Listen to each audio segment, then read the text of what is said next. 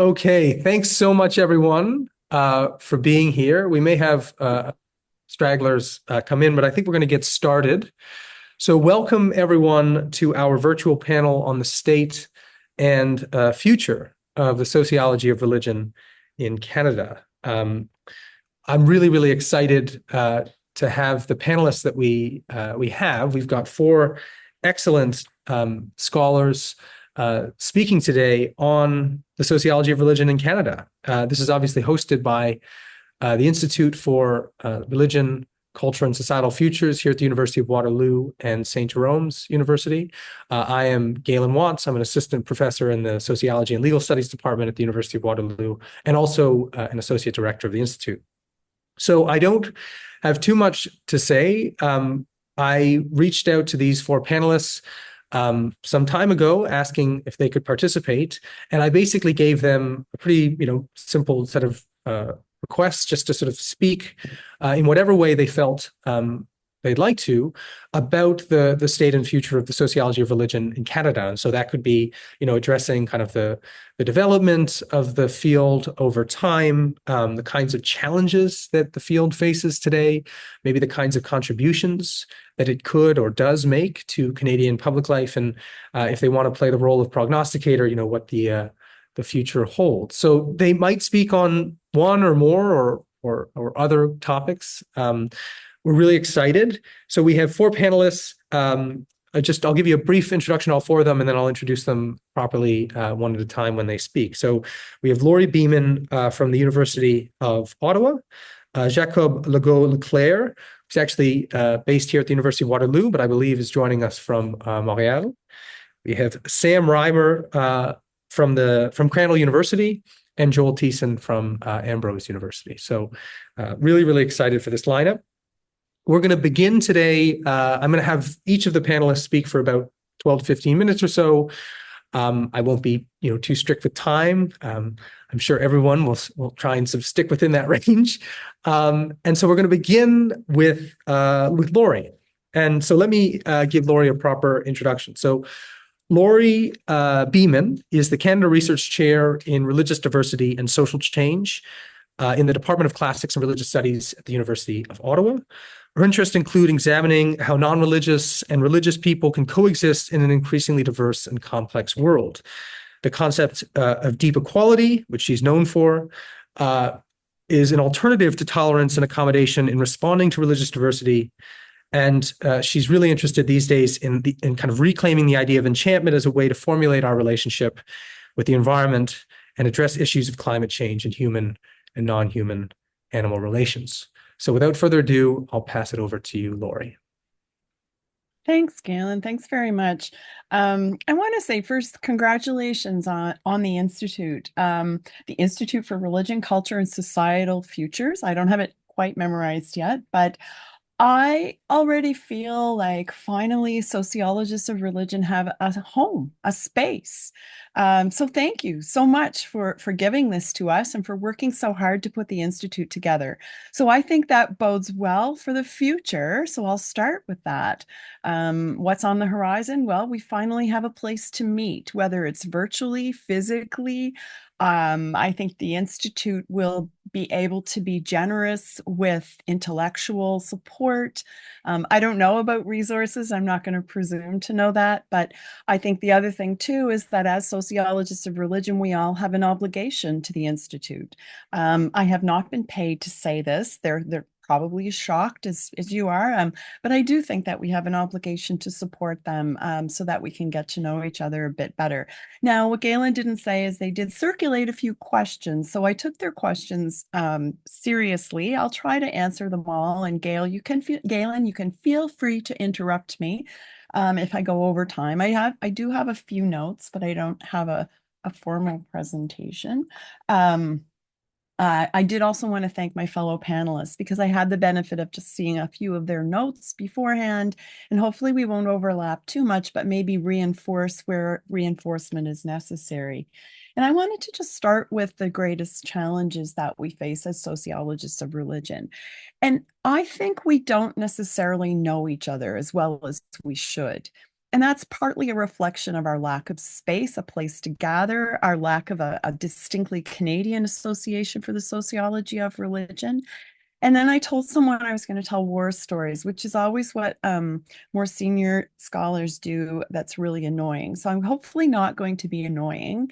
But I did want to say that when I was doing my graduate work, my supervisor, full disclosure, I'll mention her again in a minute, Nancy Nason Clark, encouraged me strongly to go to conferences and to say things, even if I didn't have much to say, to be quite honest with you.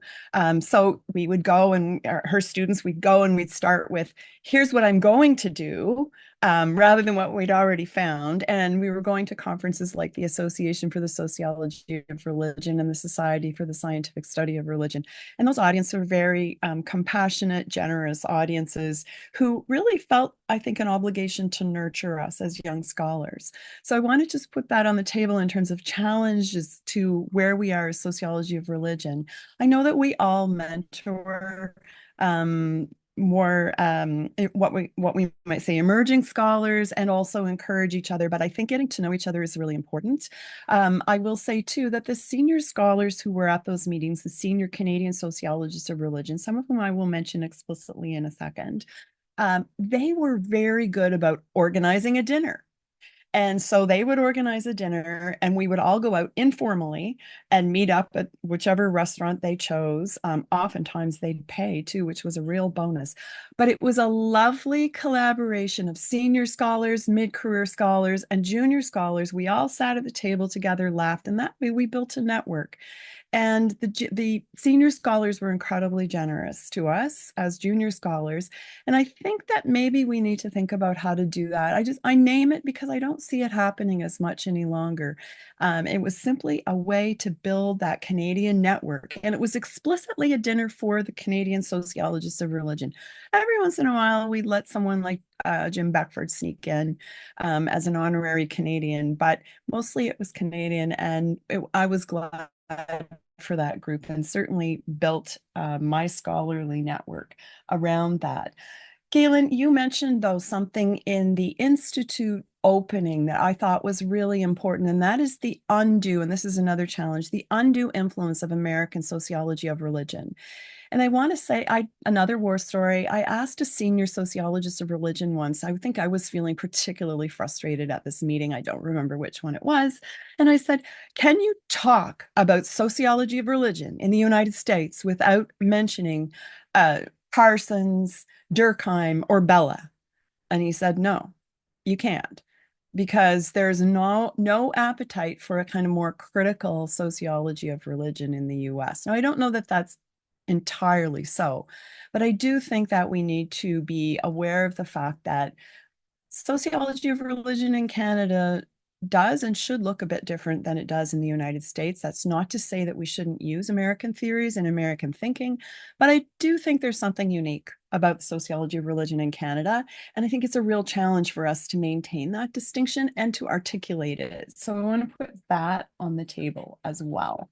Let me just check my notes. So our challenges are knowing each other, understanding what's unique about Canadian sociology of religion, articulating what's unique about Canadian sociology of religion without sounding defensive, and ensuring that we do not reproduce what I think is an inherent theoretical conservatism that American sociology of religion has. So that's the sort of challenge bit.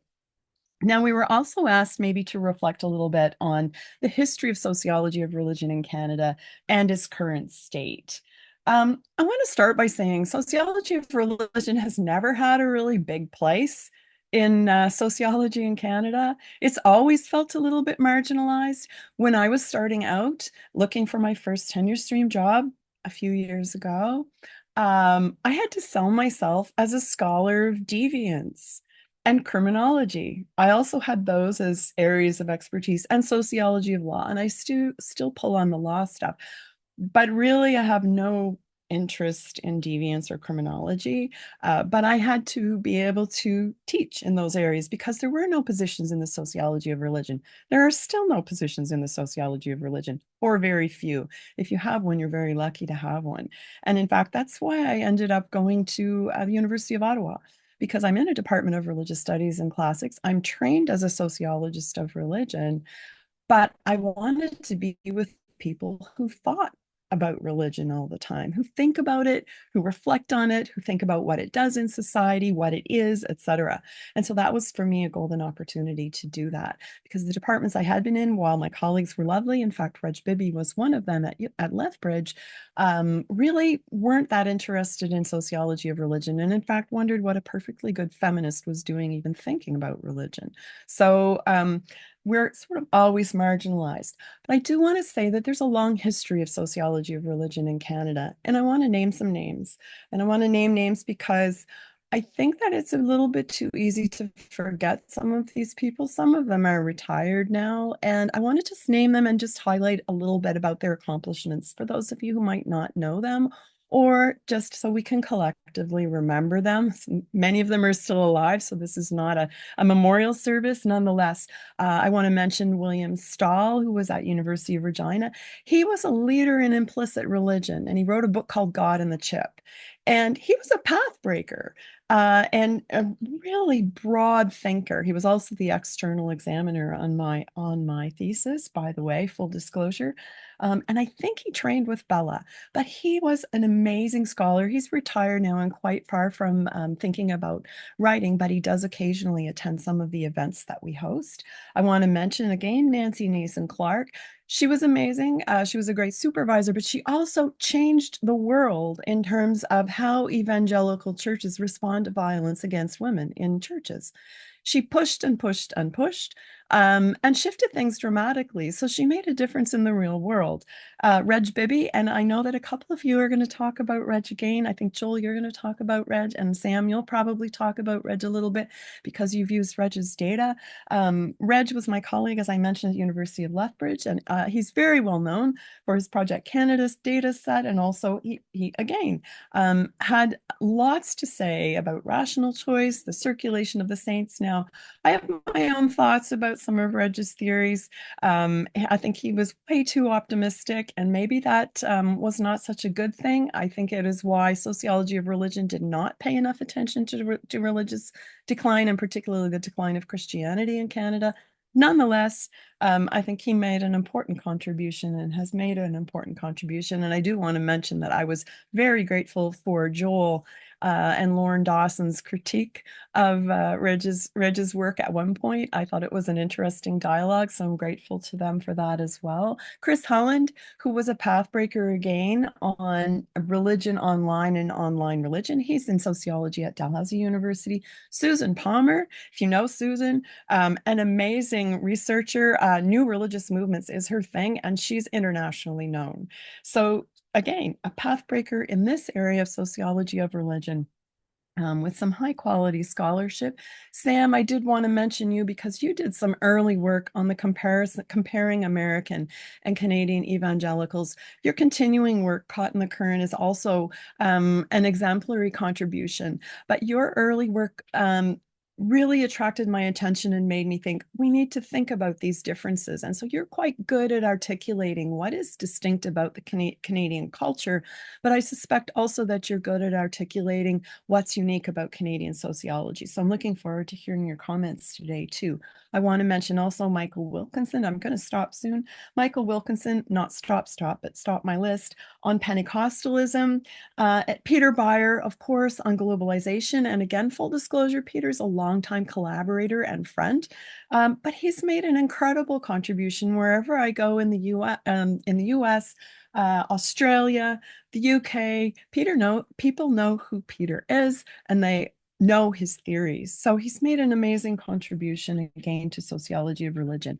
And I've mentioned mostly senior scholars, but I did want to mention Sarah as well, because Sarah, one of the things, in addition to your quantitative virtuosity, I also want to mention your even-handedness, that you are extremely good at calling things the way they are. And I think we all value that. So that's a bit of the history of sociology of religion as it's encapsulated in a number of people and their contributions to the field in a really very, very quick overview of their contributions. So we have a long history of sociology of religion in Canada.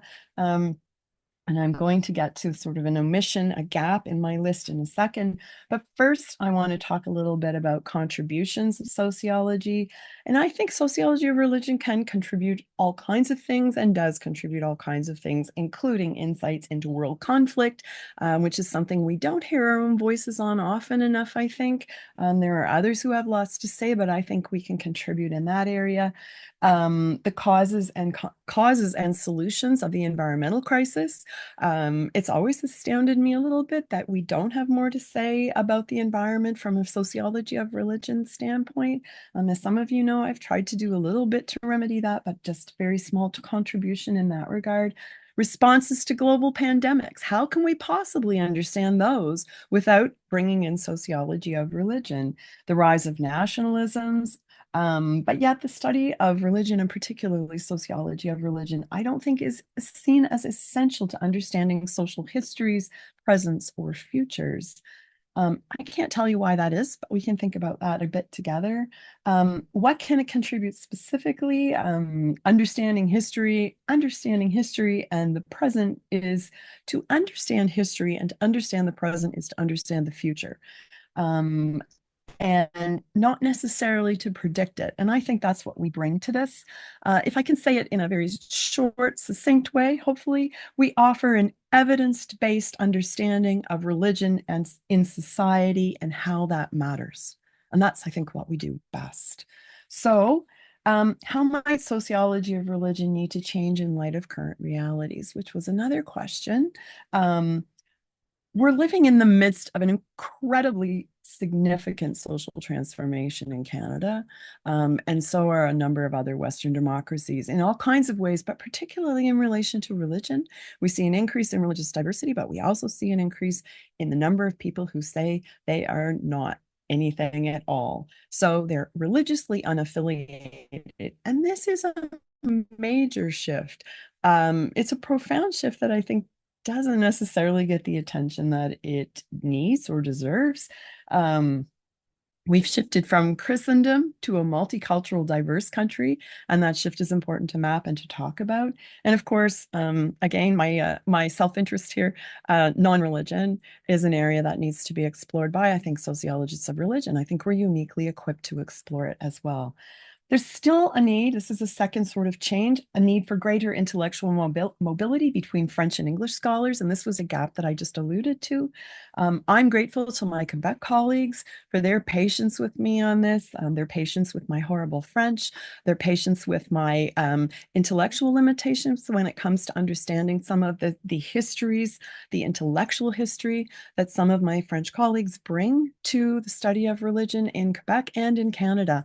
And here I will mention a few names again, but I'm especially grateful for my colleague Martin Meunier, who's here today, for David Coussin, Barbara Thériault, Valérie Amoreau, Frédéric Dejean, all of who are doing top quality sociology of religion, and whose ideas have inspired me, informed me, and challenged me. Oh, here's an email from Frédéric as I speak. So I'd like to say that in this day and age, even if we don't have complete fluency, particularly as Anglophone scholars, if we don't have complete fluency, DeepL and AI are rescuing us. If we need to read something in a hurry, we can at least access some text that perhaps we couldn't if we weren't able to read in French before. So that's a gap that I think we need to address in the sociology of religion. The unique Quebec context doesn't mean that we can't think about what theories and studies of Quebec bring to the broader conversation. There's a great deal. We also need to name our positionality a little bit better, and I've talked about this before in a number of contexts. I won't talk about it in detail today, but the will to religion and the will to non-religion. Veronique Altglas and Matthew Wood name this as sociology of religion and religious sociology. But there are other ways to describe it as well. And I think the feminist in me wants to say we need to reveal our positionality.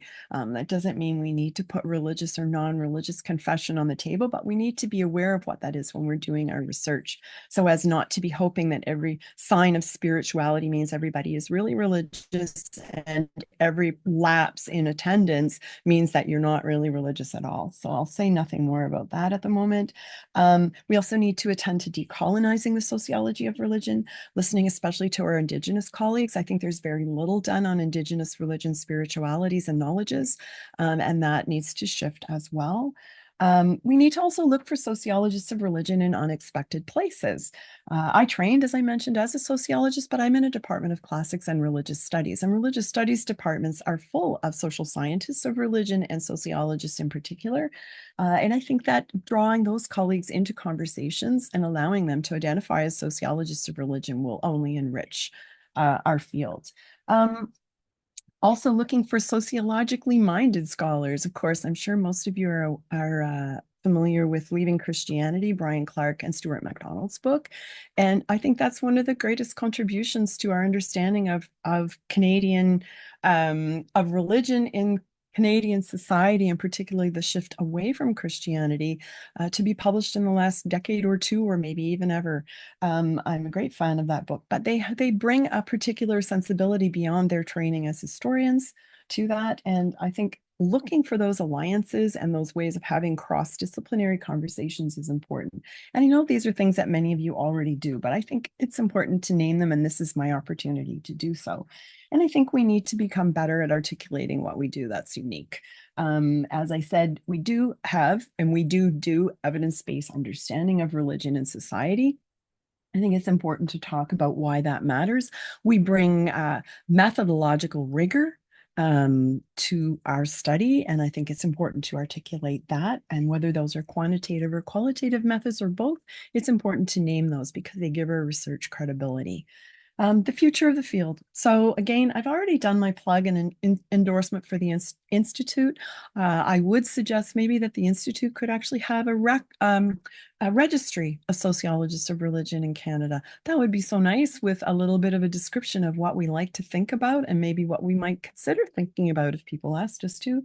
That might be a good way to connect with each other. And I think the future of the field is contingent on our ability to communicate why what we do matters, not by telling people what we do matters, but demonstrating it. It's also contingent on our ability to work together, to share information, to share opportunities, and so on. To that end, I want to mention the International Society for the Sociology of Religion conference coming up next year in Lithuania, which is an excellent international meeting place for us and for our like-minded sociologists of religion. And I think the final thing I want to mention is also our field is contingent on our ability to mentor and encourage emerging scholars. That's all. I'm sure I'm out of time. Thanks very much. Wonderful. Thank you so much, Lori. Really, really great start to this panel. So we're going to move now to Jacob Legault-Leclair. So Jacob is a PhD student in sociology here, actually at the University of Waterloo, although he's in Montreal right now, I think. He specializes in quantitative methods, the sociology of immigration, and of course, sociology of religion. And his doctoral work, which he's currently undertaking, is focusing on the relationship between migration and secularization and how these demographic transformations affect political regulation of religion in Canada and also France. So I will turn it over to you, Jacob. Thank you very much, Galen, and thank you very much to Caroline, Sarah, and you for the invitation to this panel. I'm very grateful to share that panel with such accomplished scholar. As soon as I was asked to take part in this panel on the state of sociology of religion in Canada, I immediately wondered which sociology I was going to address. Should I talk about what is being done in Quebec or in the rest of Canada?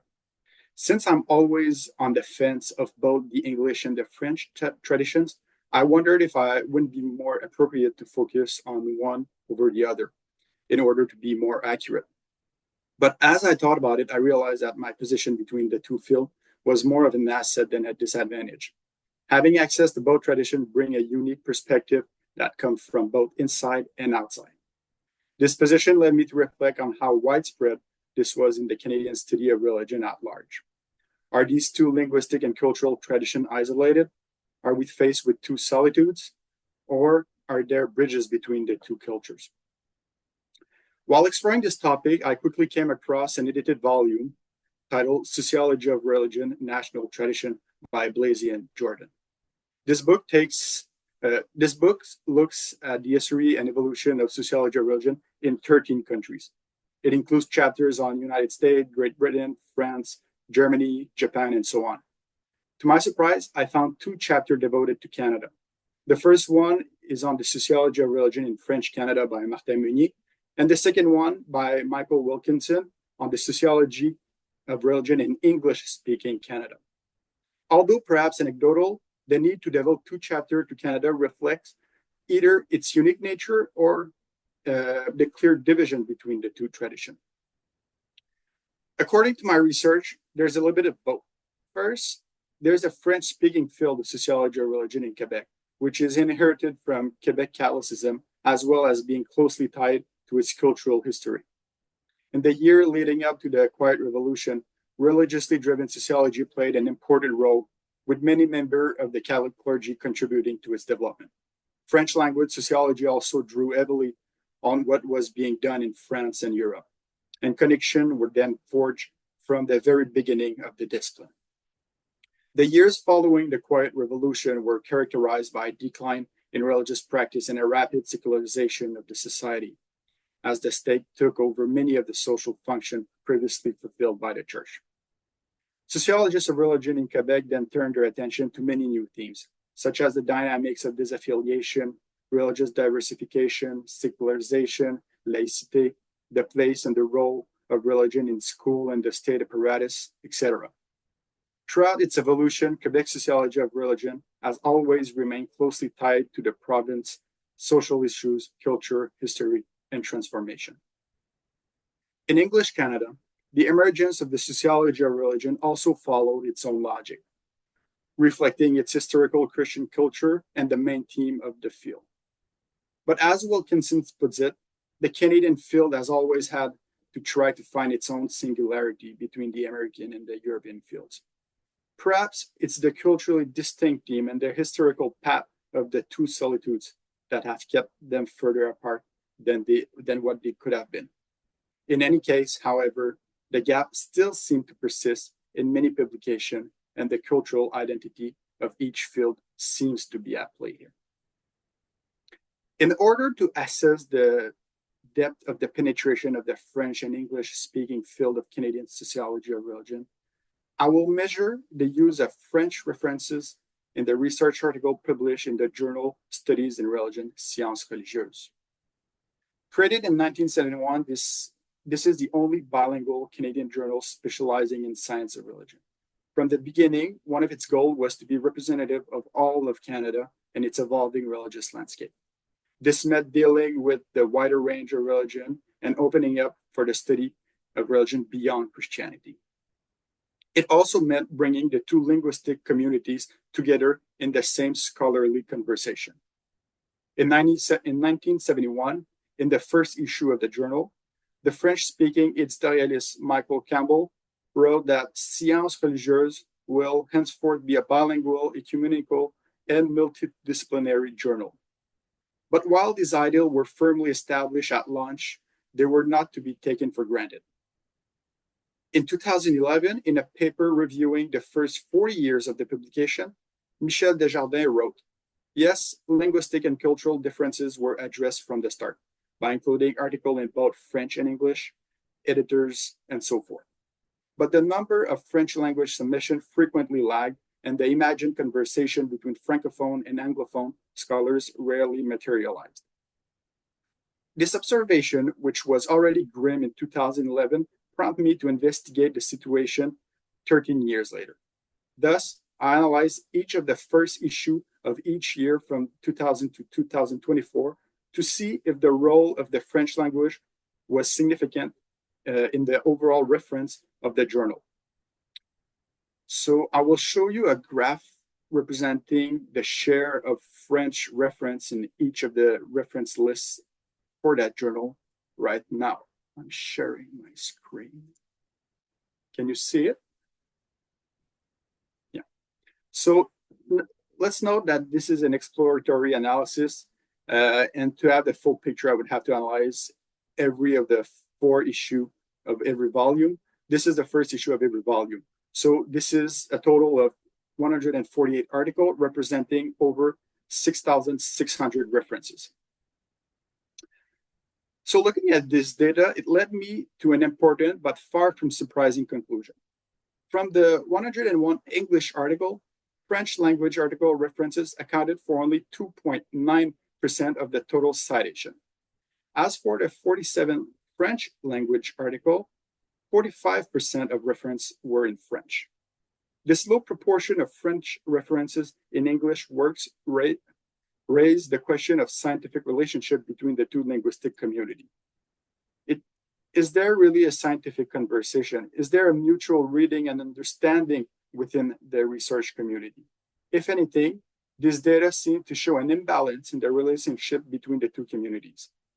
This is all the more striking given the stability of the data over 25 years. Apart from a spike of 17% in 2013, the proportion of French language references the proportion of French language reference worked has never exceeded 8% in English written article. Of course, this data needs more thought, analysis, and a complete sample set, to be honest. The international dimension of the journal certainly is also at play here. And of course, a growing production of English scientific article and the declining production of French language scientific article is also at play here. But in the light of this trend, however, I would like to call for caution. The language of scientific production, especially in social sciences, is critically important. Because language is not only a tool of communication, it carries with it a strong cultural substance that sociologists cannot ignore. By omitting a part of the literature, researchers who work on different cultural phenomena for which they do not hold basic knowledge of one of the major languages of its scientific production run the risk of overlooking certain aspects in their study. Just as the knowledge of Hebrew or Latin allows us to dig deeper into the ancient history of Judaism or Christianity, French enables us to better grasp the complexity of the Canadian religious landscape, which is often different in its French-speaking environment. Convergence towards English also run the risk of standardizing paradigms. It risks reducing the number of epistemologies and the ways of understanding our world. A science that limits its understanding of social life is bound to offer a limited and standardized view of what it seeks to explain. The exclusive use of English sources will also weaken other language and national cohesion, as well as accelerating the decline of scientific production in language other than English. And let's not forget that language is one of the main conveyor of meaning. How could we in sociology of religion overlook one of the dimensions that would embody and give shape to the object of our research? So I started off this reflection by using the conventional image of the two solitudes. At the end of this all too brief analysis, I must reconsider this idea. Instead, the picture seems to be that of a one-way reading of the other. Although I may appear to be pessimistic, it's not the case. The simple fact that having a bilingual Canadian journal is something to be grateful for. The work of all its contributors, both in English and in French, over the 53 years that it has been worked on, need to be acknowledged and recognized. This journal is also not the only place where both linguistic and cultural communities have historically been represented. The University of Ottawa was and still is one of the important institutions for linguistic convergence in Canadian science. And I'm sure that the creation of the new Institute for Religion, Culture, Societal Future will be another new and great hub for such research. Thank you.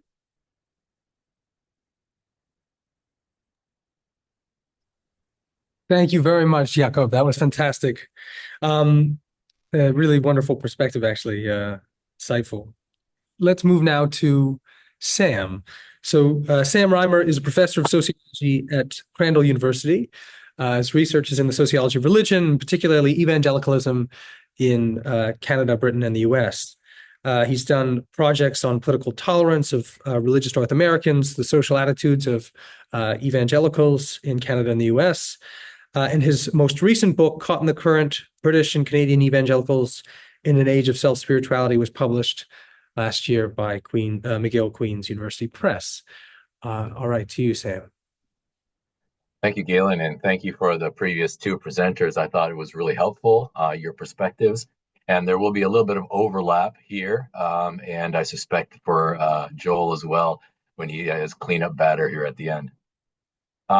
About 15 years ago, I presented a paper on the current state of sociology and religion in Canada. And at the time, I created sort of a 2x2 table. And one of the dimensions was research on Christianity and research on everything else, non-Christian religions. And the other one was qualitative and quantitative. And what I suggested at the time was largely due to Reg Bibby's work. We had some pretty good material on Christianity and quantitative research. That box was pretty good. And at the time, I thought that the box of qualitative and Christianity was weaker. And on the other hand, when we think of all the other religious groups that exist in Canada, the qualitative research was quite noticeable across both French and Canadian, English areas. And but the quantitative didn't exist. It hardly existed at all, quantitative work in that area.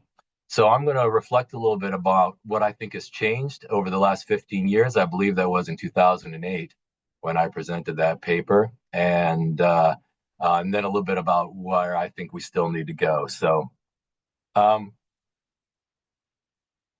the time, we had some good quantitative stuff, largely from Reg, and I would love to see us continue to grow in that area where we continue to generate quantitative research on Canada that is more widespread, like Reg used to do. We have some stuff, of course, that is coming out, like the ISSP, that Sarah's working on, and other sources that Angus Reid has created and stuff like that. But something that is over time, I'd love to see something that is a panel where we develop a widespread understanding of religion over time and the way religious change is driving some of that. A while ago, we, part of the qualitative box, included new religious movements, and Laurie mentioned Susan Palmer here, but I think also of Lauren Dawson and Irving Hexman and Carla Povero, who all did work in this area. And we haven't paid much attention to new religious movements since, is my sense. I know they're cooler in the 1970s, but some of that would be interesting if we could find some of those new religions and the way they're adapting to Canadian society. Areas where we've done much better in. 15 years ago, I complained about the fact that we had about zero on congregational research. Since then, places like Joel's Institute has really helped us in that area, so I think that's a big gain. We had basically nothing on non-religion and nuns.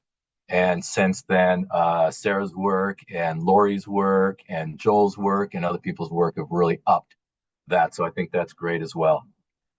Very little on immigrant religion, new religions that are coming in, new world religions that are coming in. We've done much better in that area. And I think of work particularly like by Peter Byer, already mentioned, and Ruby Ramji, Brahmadan Seljak, others who have done this sort of work as well. Very little on spirituality and SBNRs. Galen's work and other people's work have really upped that standard, which I think has been great as well. And religion and diversity, Laurie's big grant. Has it been 10 years at least, Laurie, since that happened? It seems like just yesterday when we were working on that, but that was a real growing area when we thought about the way religion intersects with things like race and gender and sexuality and region and law and equity and politics and education and more. We got together a large group of scholars, which has really added to what we know about religion in Canada, for sure. All right.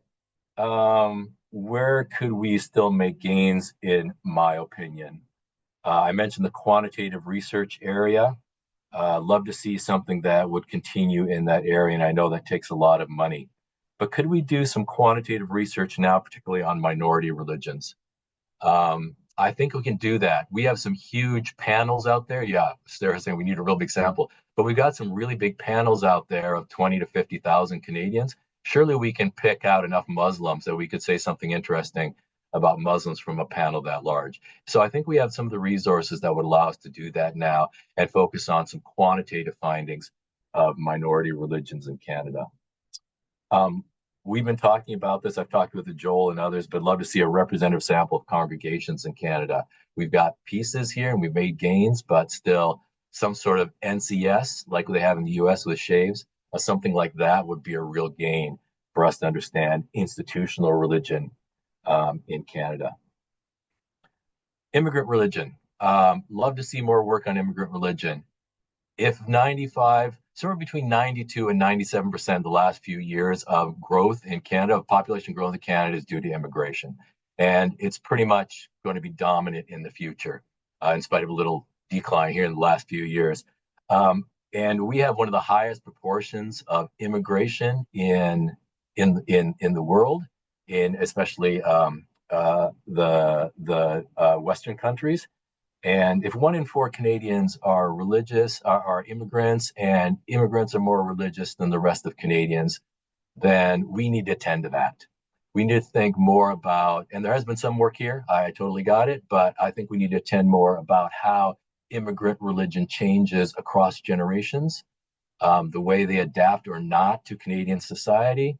I think we can do a lot more here. And I think actually we should be leaders in this area because immigration is so important to the future of Canadian religion.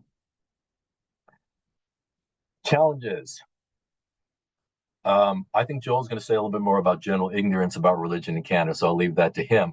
But I will add just this idea that we continue to, and Laurie mentioned this, we continue to exist sort of hidden under the shadow of the eagle here in Canadian religion, sociology religion. That is, it's such a big production in the US that our understanding of religion and its social effects are dominated by US religion, and Canada is sort of lost as, mostly American thing.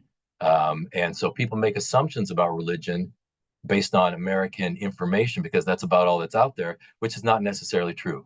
So I agree with Laurie that part of what we need to do is continue to distinguish ourselves in Canada in the way religion operates here that is different than the US. I'm thinking of a few common assumptions that exist because of America's, they have truckloads of money and hundreds of people doing it, and we're just a little small group compared to that. But the assumption, for example, that conservative religion is powerfully correlated with conservative politics. I think we can say that that's not always the case because of our research in Canada. I think we can also say that the assumption that younger generations are always less religious than older generations is not always supported by our Canadian data. I'm thinking particularly of some environics work of Muslims, and younger Muslims are remaining pretty dedicated to their faith. So some of those things can challenge, I think, built-in assumptions. Another way we can play with this, I think, is playing with some of the big theories, for example, secularization, and the ways that might look a little bit different in Canadian context and other contexts, which calls into question exactly sort of a unified secularization process that is common in the secularization theories. How does Canadian secularization look unique? And can we ever get American scholars to read Canadian sociology of religion remains an open question for me, in spite of my efforts to do some comparisons in that area. Let me say there are exceptions, and I think on the call here is my mentor, Kevin Cristiano, who has done a really good job of paying attention to Canada from south of the border. I appreciate his work in that area. Where can we make some contributions? I would say, I think it would be brilliant if a place like the center we're visiting today would create a storehouse, a repository of research, qualitative and quantitative social scientific research that is uniquely Canadian. We're not a very big group, and I think we could actually pull that off. I know it requires funding over a longer period of time and some eager graduate students, but I think we could do some of that. We could even do an ARDA type repository of data that has been collected. And maybe even in Laurie's emphasis here, we could have little bios of people who actually do research if they want to get their picture and their name up there and get called by all kinds of journalists. So that I think we're small enough to be able to do, and it'd be great to have a center where people could go and find people who are doing the kind of research that we're looking at. We've done some work in this area of identifying unique and different religious identities. And I think we still need to do more work on that. Peter Beyer and his team under Laurie's larger grant did some of this. How can we actually think about better categories that allow people to be correctly identified according to their religiosity?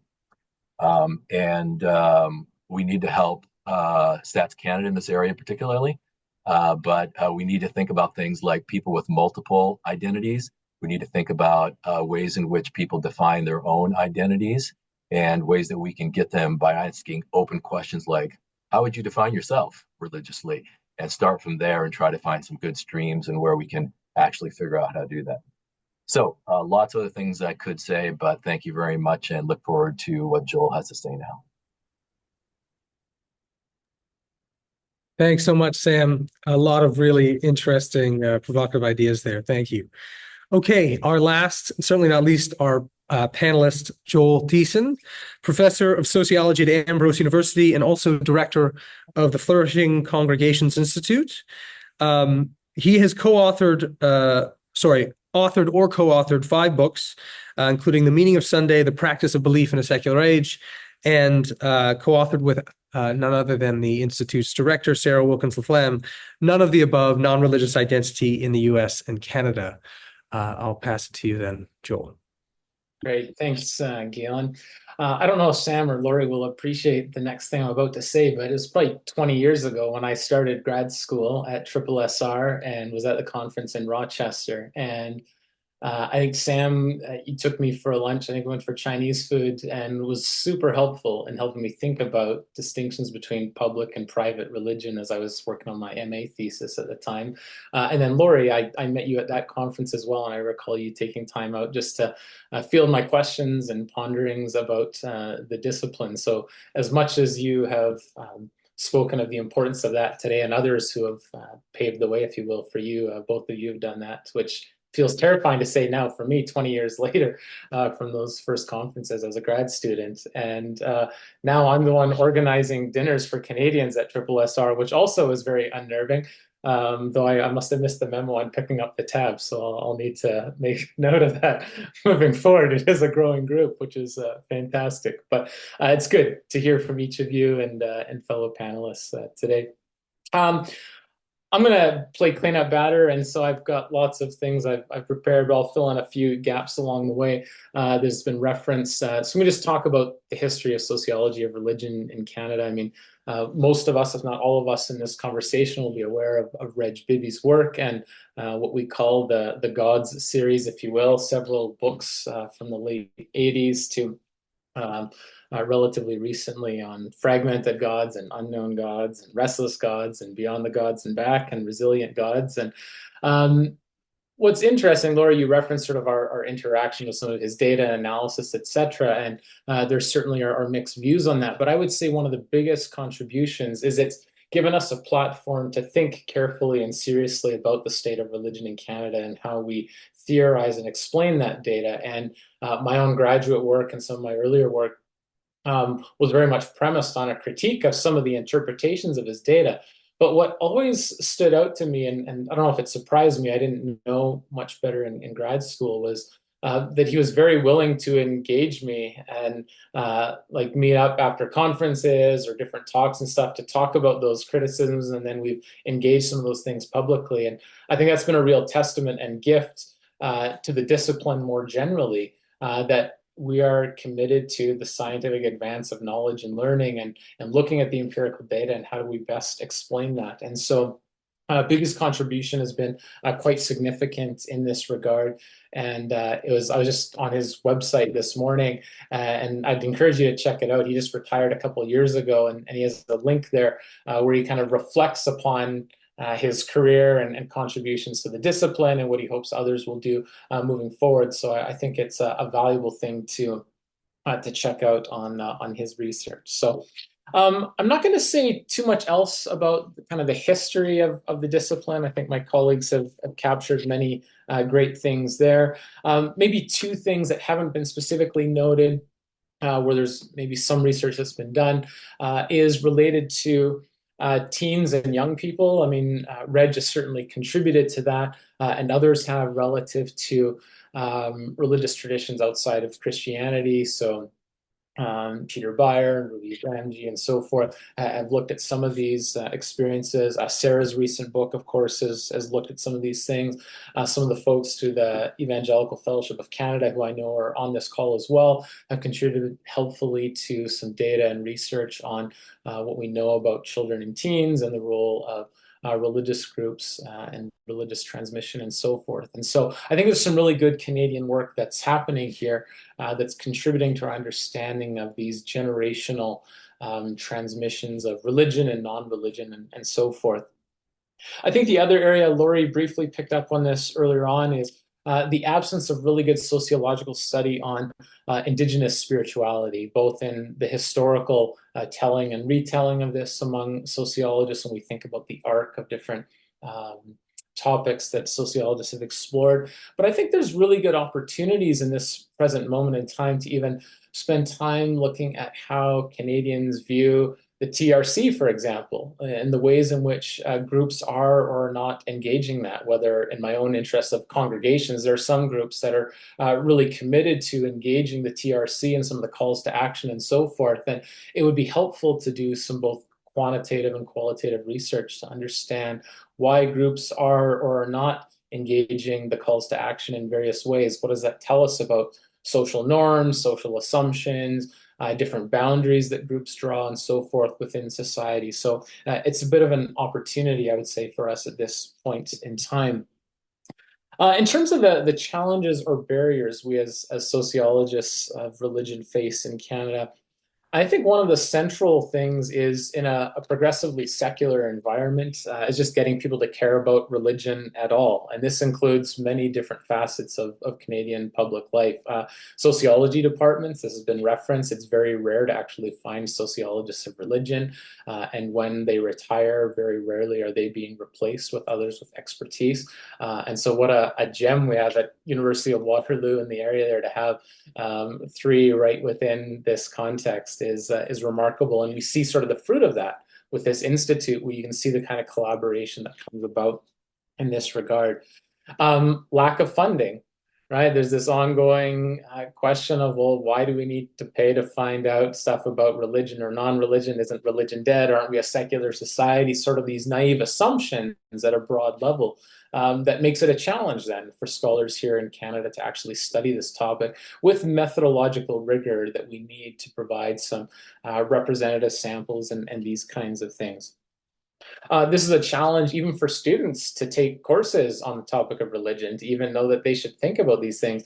And I say this as someone who teaches at a Christian university, where it's hard to get students to take a sociology of religion class, or now they'll probably think it's just going to be like another theology or religion class, so they're less interested. But I think the point still stands of seeing religion as an important variable for understanding society is not common sense, if you will, like it might be to many of us in this conversation.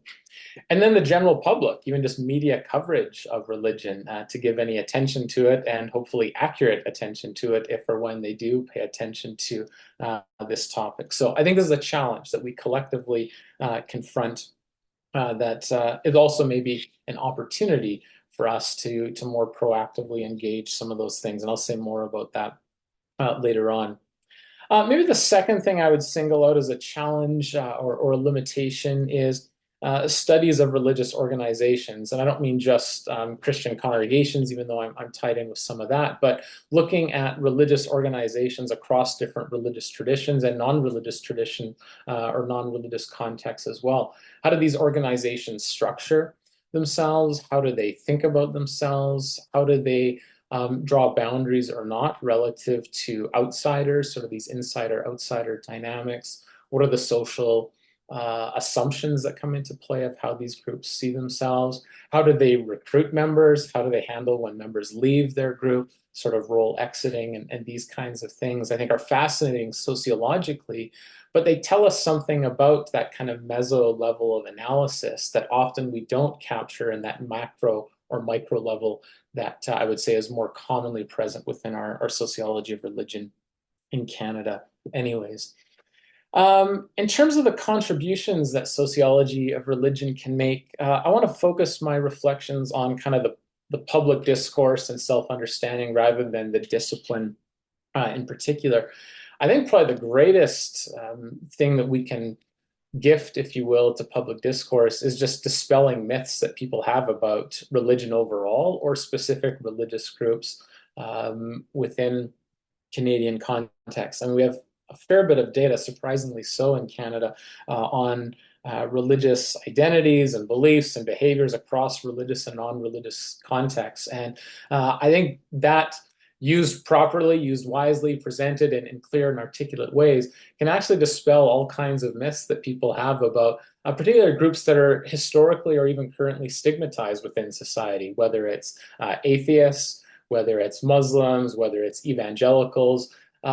What do we actually know about these groups? And we'll actually, I mean, many of us know this already, that these groups are fairly heterogeneous, that we aren't necessarily I can't remember what the phrase was earlier on, sort of under the banner of the eagle or whatever it is. Like, not all evangelicals are the same in Canada as in the United States. And Sam, your research talks about this, of dispelling myths about religious attire, for example. I mean, there's really good research that talks about wearing the hijab or the burqa, for example, as the epitome for some, as kind of the wave of feminism and female choice over what one wears, and the choice to wear those things as a representation of modesty, for example, relative to other narratives of gender and attire, particularly within modern Western society, that sort of broad Canadian society may have this singular vision or narrative of, patriarchal or repressive religious groups. That in fact is not holistically true when you look at people's self-descriptions and understandings of religion within this. And so I think sociology of religion can help us to dispel the myths that people have of different religious groups, grounded in sound, qualitative, and quantitative empirical data that I think is very helpful. I think on that score, I think another thing that sociology of religion is helpful for is it just helps to humanize individuals within society, to understand the quote unquote other, who might be our neighbor, who might be our coworker, who might be a family member, and so forth, to understand how people construct their identities, how they experience maybe it's stigma within society, how they experience different aspects of their religious life. And I think even as researchers, especially in qualitative research, and that's sort of my first love, is when you're interviewing people from different religious contexts, that those really open your eyes to different perspectives and experiences that you haven't been exposed to before, and that can humanize the sense of how people see and experience the world across different religious and non-religious contexts or experiences. So I think these are some of the things that sociology of religion can help us with. In what ways might sociology of religion potentially need to change or transform in light of current realities? Some of these things have been referenced. I'll kind of riff off these a little bit. I think strengthen collaboration across the country, across different regions and regional comparisons. And I don't mean just kind of French English in Quebec and the rest of English Canada, but I feel this keenly in Alberta, not just, I'm not making any political commentary here, but just being geographically distant from Ontario, Quebec, Maritimes, and so forth, where we don't actually gather very frequently, where a lot of our research, especially in the absence of representative samples and data, tends to be fairly regional, where we're doing qualitative research that is fairly localized and these kinds of things. And so I think there's opportunities for strengthened collaboration across regions to look at the ways in which we're similar and dissimilar, and some of that exists. I think there's a lot of runway for us to develop that further. To do interdisciplinary work, and Laurie's ongoing research team and projects and so forth that really do a great job of demonstrating the strengths when you're bringing together different disciplinary perspectives to view different topics, how helpful this can really be. Of mixed methods as well in looking at these things, all the while offering a distinct sociological take on these things. And I think this is the danger, is that we lose sight of a distinct sociological framework for how we interpret social phenomena. It doesn't mean it's inherently better or worse, but it's different from, say, the humanities or other disciplines that might look at these things. And I think we really want to not necessarily be protectionist of that, but we want to ensure that those sociological interpretations and analyses are also part of our understandings of religion in Canada as well. Last thing I'll say here in terms of ways that we might change or transform is finding ways to get our research out to the public and to proactively do that. We can't take a build it and they will come kind of framework, that we have to actually go out and do that. So I think back to my grad school days at Waterloo, and I took a course on knowledge mobilization, which was kind of the buzzword then, and in some sectors it is today. But it was an entire course that talked about how do you take your research to the public, to the media, to religious practitioners, and so forth, that could get the things that we're learning into the hands of the general public. And I think that there are opportunities for us to do that. We perhaps need to be more proactive. And it's not as simple as build a website and get social media and people will come. It's not that kind of refrain, though that's helpful. It gives people a landing spot, but where we actually have to make cold calls to the media or build out some of our networks and so forth, that would gradually draw attention to those things. And there's different levels of comfort with that, but I think there's opportunities. Finally, what does the future hold? Well, I think we've been trained in sociology to not try to be prognosticators of what the future will hold. And so I'm not sure I would say very much on what this would entail, but I think there's so many contingencies based on the kind of challenges we've all talked about and barriers, that if we can really address some of those things, then really that paves kind of the agenda moving forward for us as a group. So I think I will stop there.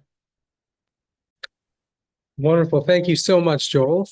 That was really a fantastic panel. There was a lot of information in an hour, and I hope people were listening. I want to now open it up. We've got a little under half an hour for questions for our panelists. So for those interested, feel free to raise your hand virtually. Sarah will be checking out whether you're doing that. And I can start with a question. do you want to start? I have another question as well, if nobody else. But yeah, why don't we go with you, Sarah? Sorry. Hi, everyone.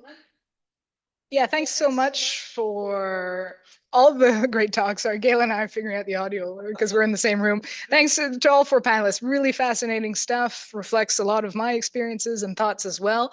I guess just to break the ice and to get us started with questions, I don't know. I know Joel says he doesn't want to predict the future. That's fine. We're all terrible at predicting the future. But maybe a question looking ahead. So none of us are near the end of our careers, hopefully. And so, but when looking ahead, what is your kind of best hope or worst fear of where the discipline will be at when you finish your career, when you end your career? So whenever that may be, what are you hoping the most kind of thing to see, best thing to see? And what are your kind of worst fear of where we might be at in a number of years when you're ready to retire? So who would like to jump in on that?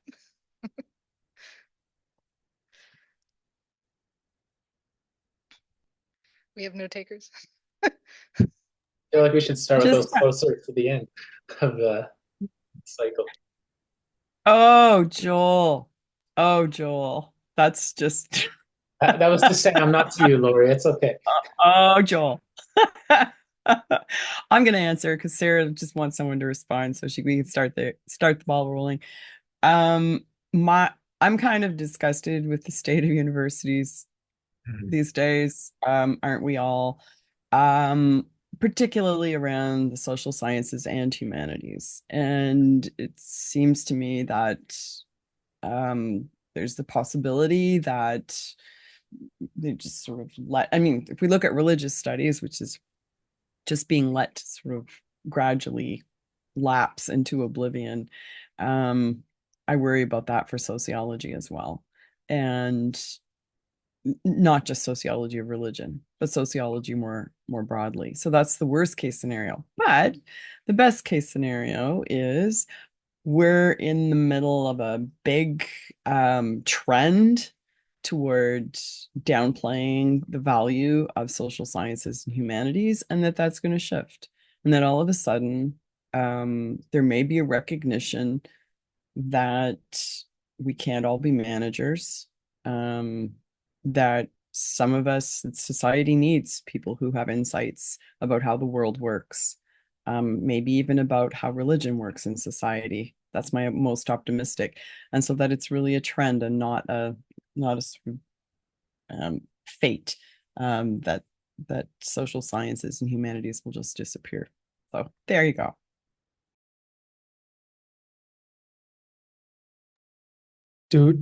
Joel, Sam, Jacob, do you want to chime in on this?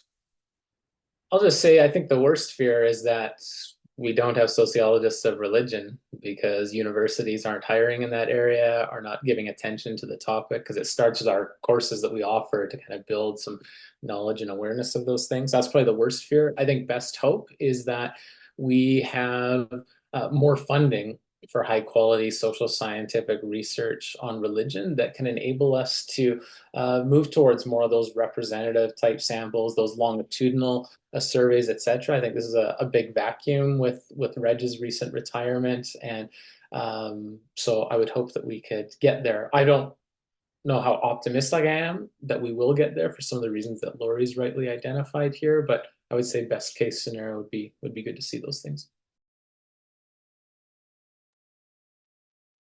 Sam, Jacob, yep.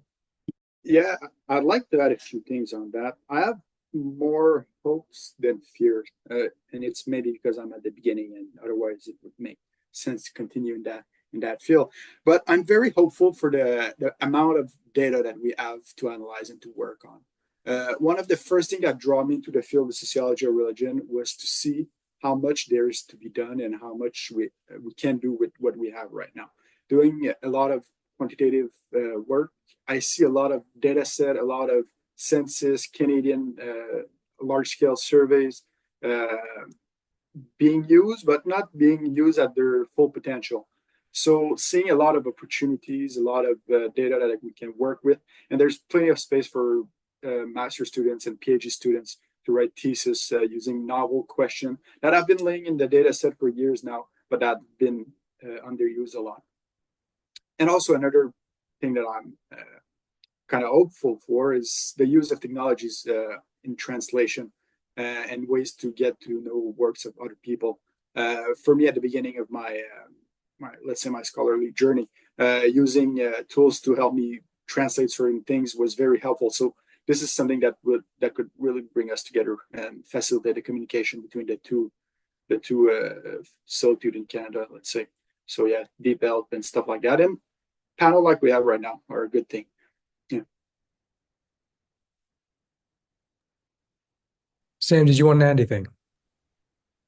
I don't think so. I just hope that we don't need another 9/11 type experience to get people interested in religion in Canada, because that's my concern, is that it'll be sort of a drastic undoing, and then all of a sudden people will focus on religion, at least for a few weeks, till we get some of the answers down. But I'm hoping that our religion will continue to be interesting and people begin to realize how broad the impact of religion is, even if people aren't as institutionally religious as they used to be. Oh, it looks like we have a hand up from Ryan. Ryan Turnbull, did you want to ask your question?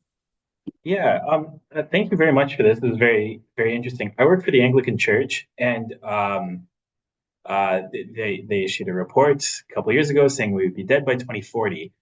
But part of the prognosticating around this has been just based on kind of, there is no data actually on what's going on with our churches. And I don't know if what the hopes of this new center are, but something to be very valuable on the church side of things is if we could form partnerships with denominations to kind of help us better collect data and have you help us interpret it. Because I think a lot of these declining denominations just have no idea what's going on. Yeah, anyways, any thoughts on that?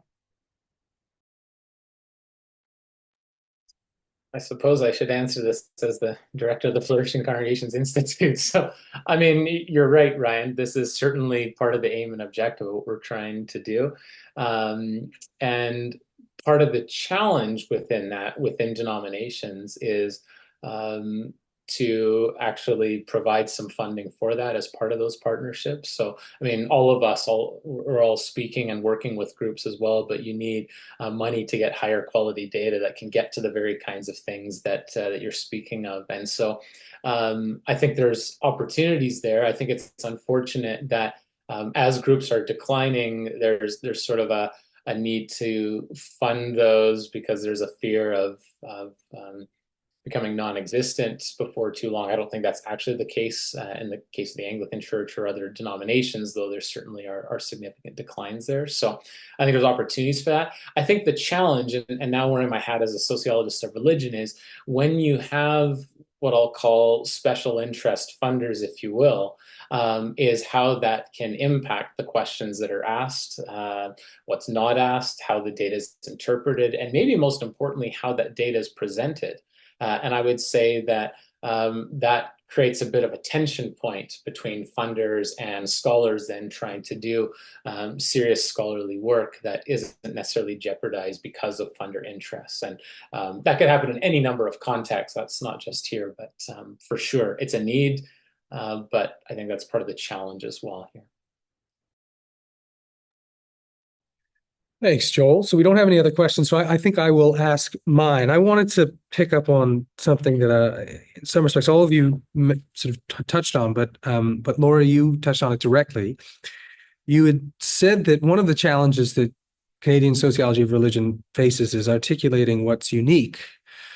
And I took that to mean not just about this, what's unique about the contributions that we as sociologists of religion offer, but maybe even what's unique about the sociology of religion in Canada. So, and here I'd be curious to hear people's thoughts about this. So, one way of thinking about, why sociology of religion in Canada should be different than American sociology of religion is because the Canadian context, the Canadian religious landscape is different, right? So the subject matter is different. But I'd be curious whether people think maybe the lens with which we approach the study of religion should be or even is in some sense different.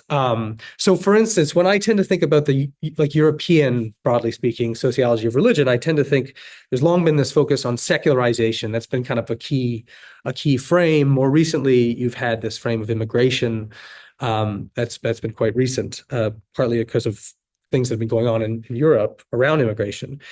When I think about American sociology, I tend to think about more sort of studies of, secularization has been sort of there, but certainly, but church revivals, denominationalism, religion and American democracy, and more recently, race, right? These have been kind of key concerns of American sociologists of religion. And I'm not sure whether anyone explicitly, came up with these, but they are sort of distinctive characteristics about the field as it takes shape in those contexts. And I'm curious whether people think Canadian sociology of religion has historically had some kind of distinctive set of concerns. If so, what they've been, and if today we could identify distinctive kind of concerns, even among this sort of small community of scholars. I think particularly, is for instance, multiculturalism has it been an important concern? Diversity of a certain, thinking about diversity, but maybe in a distinctively Canadian way. I'm not sure whether this has been. I'm curious what people's thoughts are.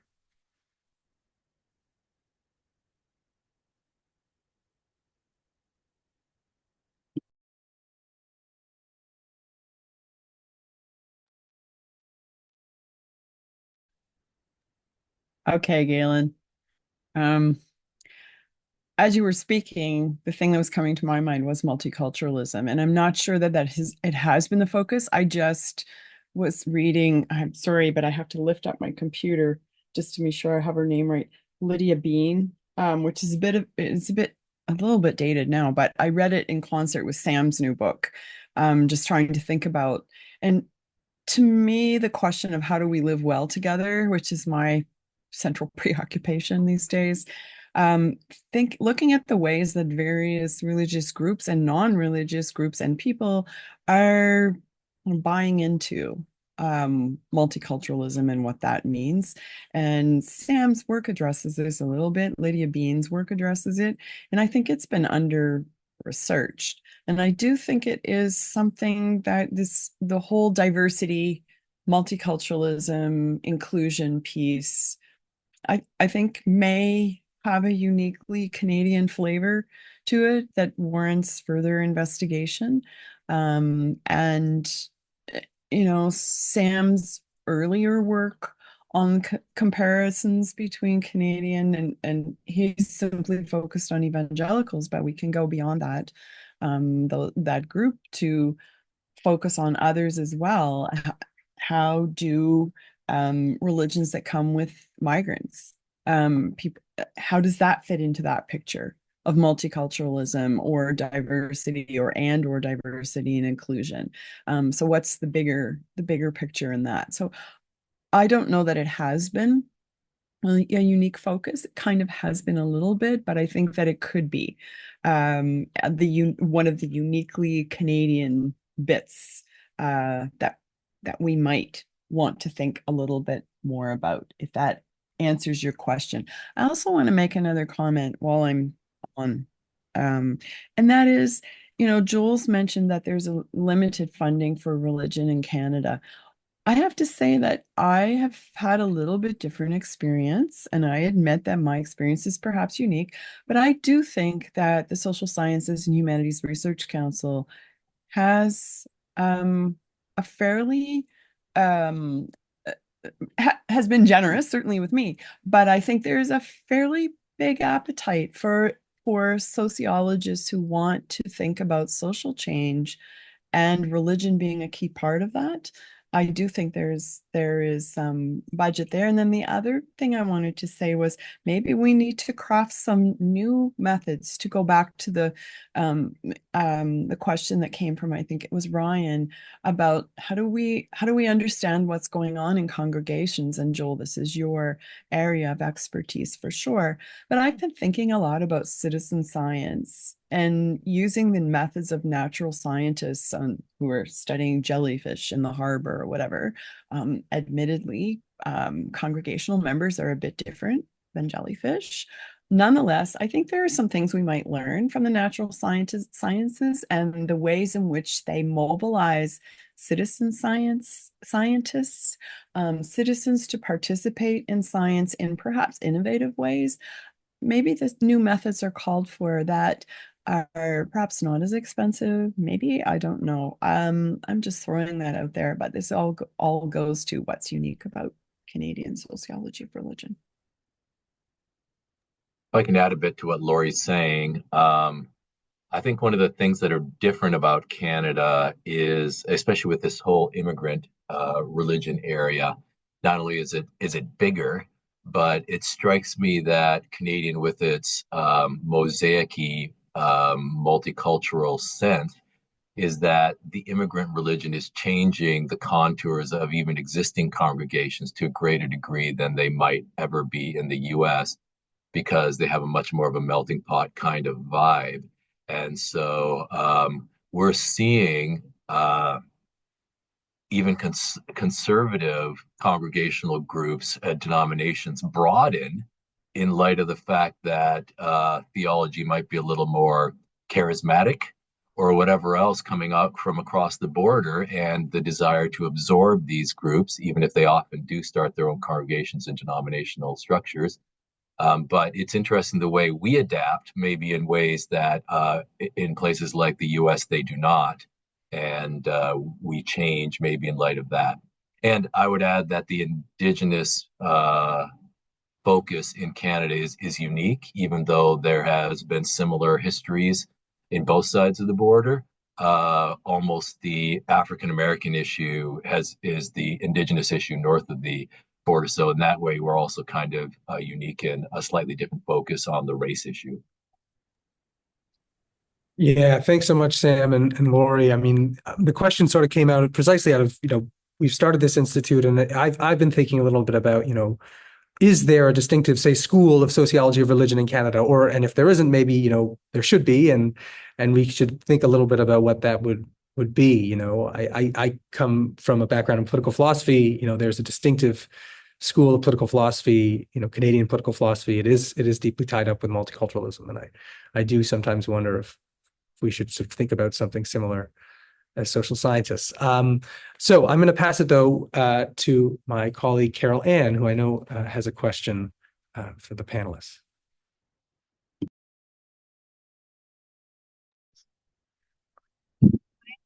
Actually, Galen, you set my question up perfectly because I was struck with the folks on the panel who had really brilliant suggestions for things that the Institute could do moving forward. I don't know that I want to be on a registry, but the idea of a list or gathering of just names of people and areas of specialization, why doesn't that exist already? And if we can be helpful doing that, or the idea, I think from Sam, of a Canadian version of the ARDA, that's wonderful as well. And so I guess my question is for anyone in the larger group or for panelists who maybe didn't specifically speak to this question, do you have other ideas about what this new institute could do for the subfield particularly?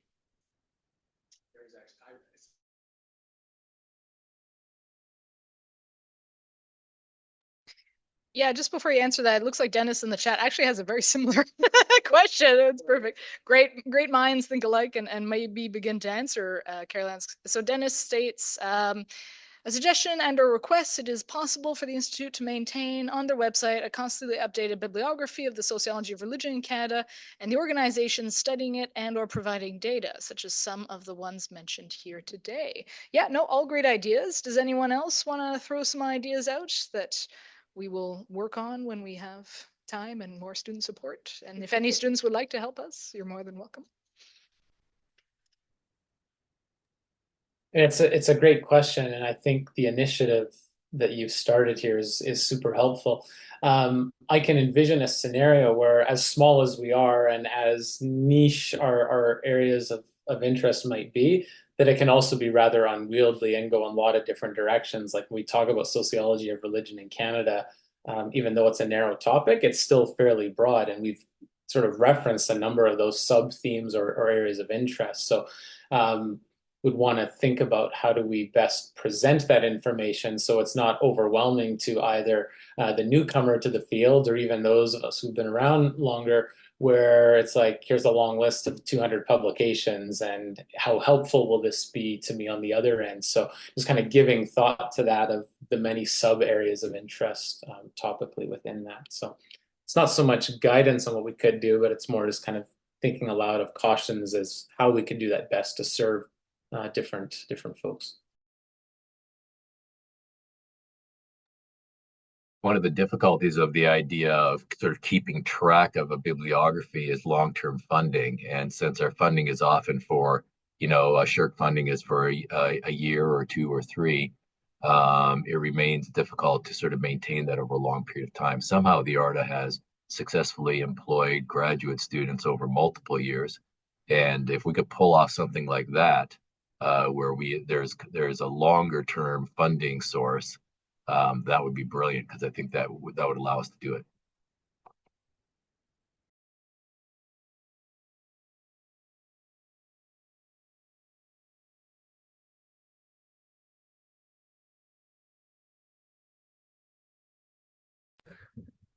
All great suggestions. So I think it's looking as though we've seen just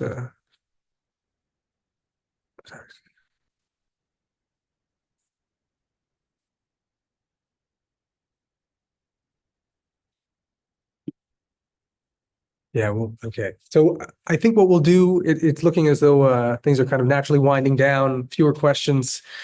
And so I think we're going to close this off. Before I thank our speakers, I do want to make an announcement about the next IRCSF, that is an acronym I still have not mastered, event. So Sarah is actually posted, oh, no, here it is. She's bringing it up right now. So our next event is actually going to be in person, although you can attend online, but we will actually have a speaker here at St. Jerome's, Murray Phillips, who is, I must say, I think probably the the last person to get a sociology of religion job in Canada. She was hired in 2023 as a sociologist of religion at the University of Toronto on the Scarborough campus. So this is, big news.